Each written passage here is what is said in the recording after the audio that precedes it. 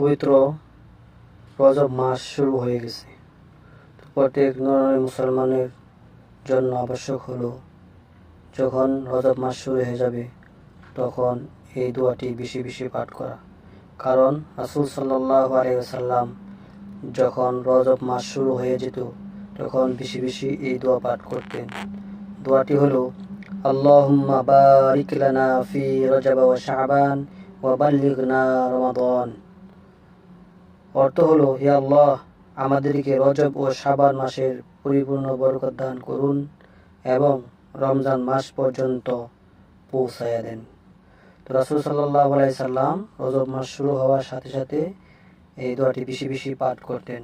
সুতরাং আমাদের কর্তব্য হলো এই দোয়াটি বেশি বেশি পাঠ করা এবং আল্লাহর কাছে দোয়া করা যেন আল্লাহ তাআলা আমাদের জীবনের সমস্ত গুনাহ মাফ করে দেন।